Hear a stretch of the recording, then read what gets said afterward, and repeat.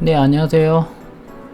자, 오늘 볼 물건은 전원주택은 아니고 아파트인데, 아파트 중에서도 꽤 오래된 아파트인데, 이게 지금 유찰이 되는 건 둘째 치고 미납이 3번이 있었어요. 그러니까 미납이 보통 한 번 나올 수는 있죠. 보통 미납 나오는 것들이 대부분 권리관계 분석 안 해서 전세금을 안아야 되는데, 그걸 깜빡 잊고 그냥 이 돈만 내면 내가 내 집이 되는구나 싶어 가지고 그렇게 구매를 하셨다가 전세금을 내가 줘야 된다는 얘기를 듣고 다시 포기를 하시는 분들이 좀 있어요. 그래서 제가 이런 방송에서도 늘 강조하는 게 그거예요. 권리 분석 잘 하시라.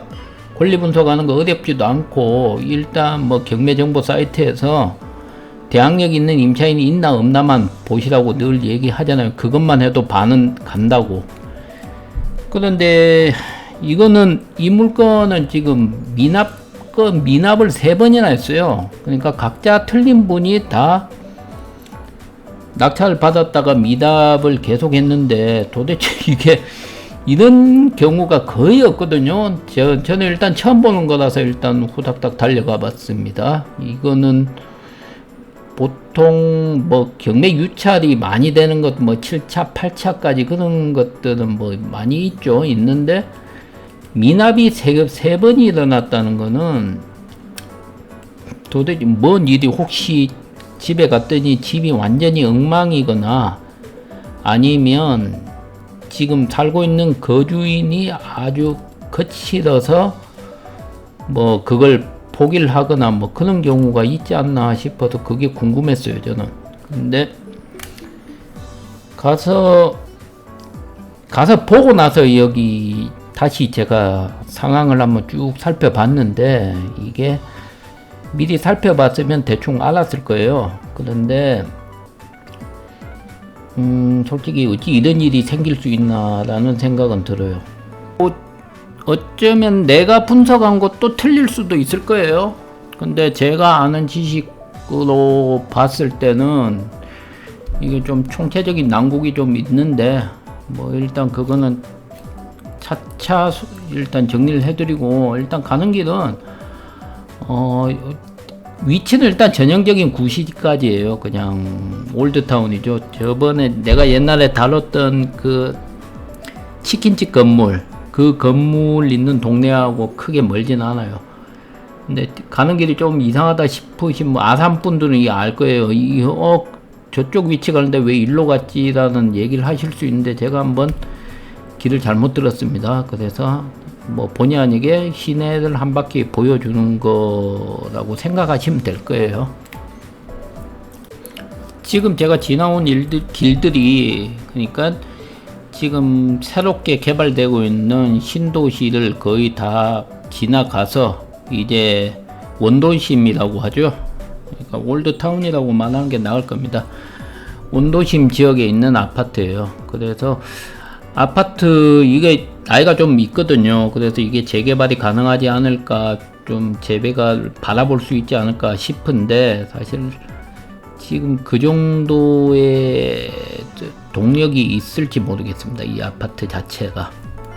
일단 보실게요. 104992입니다. 그리고 13평이에요. 건물은 13평이고 나이는 꽤 됐고요. 재개발 각은 나오는 지금 나이가 됐어요. 그리고 어쨌거나 3개의 동으로 되어 있습니다. 자, 보시면 보존등기가 87년이니까 26년 정도인데, 뭐 27, 8년 봐야겠죠. 그리고 지역 특화 발전 특구로 되어 있어요. 그러니까 개발 좀 니들이 하려면 도와줄게 라는 지역이죠. 그리고 개발이 좀 필요성이 느껴지는 동네이기도 해요. 뭐 조용한 맛은 있는데, 뭐 옆에서 다 쭉쭉 아파트 쓰고 있는데 혼자 그러고 있기도 그렇죠. 이 동네만 보시면, 이건 사진입니다. 지금 경매 사이트에 나와 있는 사진인데, 이게 3동이 제일 작은 동이에요. 지금 1, 2, 3동으로 되어 있고, 위치 위치는 바로 학교 뒤에요. 학교 뒤에 지금 노란 줄 보이는 저 부분이 학교고요. 보시면 한울 고등학교, 중학교가 같이 붙어 있는 뒤쪽이고, 성안 맨션 아파트하고 성안 올림픽 맨션 이렇게 세 개를 묶어 가지고 뭐 개발을 할 수 있을까라고 생각하는데, 그 앞에 것들은 좀 나이가 얼마 안 돼요. 그렇기 때문에 단독으로 개발하기엔 너무 좁고 아직까지는 조금 애매하지 않나. 전혀 그리고 이 사진은 부동산 사이트에서 제가 가져온 거예요. 지금 근처에 비슷한 게 없기 때문에 매물로 나와 있는 건데, 거의 이게 풀 컨디션이라 봐야겠죠. 도배도 새로 한 것 같고, 이런 집들을 보면 콘텐트 같은 게 노랗게 돼 있잖아요. 도배는 새로 했는데 콘텐트는 아직 교환을 안 했다. 그리고 이런 구조. 이 사진은 또 그리고 평수 넓은 형태입니다. 지금 이렇게 3동에 13평짜리는 거의 지금 매물이 없어요. 그래서 안에 보기가 되게 힘들고 구조도 조금 알기가 힘들어요. 자, 여기서 눈여겨보실 게 대항력이 있음 한국토지주택공사라고 보이죠? 그러니까 이게 대항력 있는 세입자가 있다는 뜻이에요. 사실 대항력 있는 세입자가 있으면 뭐냐? 이 사람이 걸어오는 전세금은 내가 내줘야 된다는 뜻이에요. 근데 이 지금 5,200에 시작된 경매입니다. 5,200이 시작됐는데, 지금 시세를 주변을 바라보면 보통 제가 봤을 때 한 4,000대 중반이 될 거예요. 이 평수는 지금 없어요. 근데 5,200, 이보다 평수 넓은 게 5,200 정도에 나와 있어요. 자, 보시죠. 그런데 낙찰이 2,700에 한번 됐다가 미납, 1,300에 됐다가 미납, 그리고 1,312만원에 또 미납이 3번이죠. 이분들이 참 아깝죠. 7차까지 갔는데, 근데 이 물건을 왜 이렇게 지금 미납이 나왔냐? 제가 뭐 혹시 옛날에 내가 모르는 무슨 일이 있나 싶어서 뭐 블로그 같은 거 뒤벼봤는데, 어떤 사이트에 이렇게 나와 있어요. 전세보증금 5,500 전입일자 배당받기 위해는 낙찰자인가 뭐 그런 얘기였고, 명도 난이도가 낮다고 나와 있어요. 낙찰자가 인수할 금액은 없다고 나와 있거든요. 분명히 지금 앞에 그렇게 나와 있는 내용이 있는데 대항력이 있다고?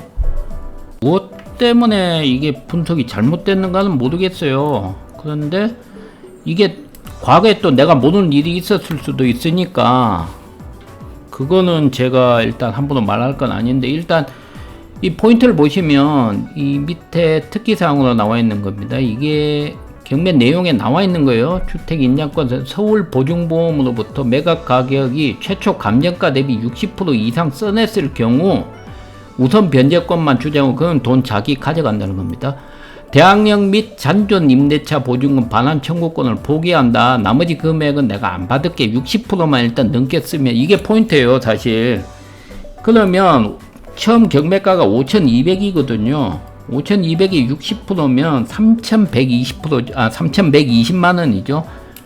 3,120만원 이상을 써내야지만 이 물건에 대해서 나머지 대항력을 포기한다고 얘기를 써놓은 거예요. 그러니까 결론은 뭐 역으로 말씀드릴게요. 역으로 말씀드리면 3,120만원 이하로 써냈을 때 낙찰을 받으면 이게 지금 걸려있는 금액에 대해서 다시 청구를 하겠다는 얘기잖아요. 각서가 60% 이상일 때라고 적혀 있어요. 그거를 안 보신 것 같아요. 저 1차 낙찰 받으신 분이 2,700 써놓으셔서 낙찰 받으셨고, 두 번째 받으신 분이 1,300, 세 번째 1,312만원. 그럼 결론적으로는 얘기해서 1,312만원에서 플러스 돈을 더 줘야 된다는 얘기거든요. 4천, 지금 걸려있는 게 4,000돈이죠. 그러니까 지금 이게 잘 봐봐야 4천 얼마짜리 금액에다가, 그리고 아까 보셔야 될 게 뭐냐면 관리비 미납이 꽤 있어요. 관리비 미납도 지금 200만원인데 그것도 작년 기준. 경비원 아저씨한테 물어봤을 때 관리비는 한 달에 6만원 정도라고, 뭐 크게 비싸진 않다고 말씀하시더라고요. 근데 여기서 수도세, 전기세는 또 따로 확인을 해야 되니까 그 비용까지 또 생각을 하셔야 돼요. 이런 경우 집 비어 있는지 오래되어 있고 관리비 같은 거 전혀 안 내어 놓은 경우, 집은 빈집이 맞아요. 그러니까 뭐 강성 세입자가 앉아가지고 막 그 협조를 안 한다거나 그런 문제는 아니에요. 결론은 뭐냐면 이 집을 받으려면 3,120 이상 써내시면 그냥 된다는 거고, 3,120만원에서 플러스 알파로 뭘 써야 되냐, 뭘 생각하셔야 되냐면 뭐 기본적인 집수리야 원래 해야 되는 건데, 관리비, 수도세, 전기세 미납된 것까지 다 해결을 해야 된다는 겁니다. 관리비만 오픈되어 있는 것만 200만원이에요.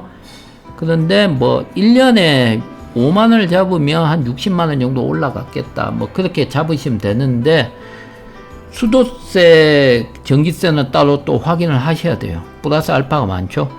결론적으로는 뭐 3,500, 600 드는 아파트가 됩니다. 그렇게 생각하시고 이 물건을 접근을 하셨어야 될 것 같아요. 그래서 지금 2,700 같은 경우에는 뭐 유찰되어서 2,500일 때 응찰을 하셨으니까 250만원 보증금을 거두셨을 거예요. 그 250만원이 날라가 버린 거고, 그 뒷부분도 계속 그 보증금을 많이 날리신 거죠. 아유, 그렇습니다. 제가 아는 거는 혹시 이게 또 내용이 내가 모르는 뭔가 있을 수도 있습니다만, 현재 제가 분석한 건 그래요. 이게 옵션이 3,120만원 이상을 써냈을 때 나머지 권리를 다 포기한다는 각서가 적혀 있는 물건이었어요. 그런데 그 이하로 써냈을 때는 이게 60% 이게 무서워요. 각서가 적혀 있는 경우에는 10,000원이라도 빠지면 다시 청구가 되는 거예요. 원리 원칙상 이거 회사하고 하는 거라서 서울 보증보험이기 때문에 뭐 개인 간의 얘기가 되는 내용이 아닙니다. 그렇기 때문에 그건 정확하게 지키셔가지고 응찰을 하셨어야 돼요. 그래서 뭐 아파트 다른 설명은 할 필요 없네요. 3,600 정도 들지 않을까 예상되는 아파트입니다. 네, 오늘 봐주셔서 감사드리고 구독, 좋아요 좀 부탁드리겠습니다. 네, 감사합니다.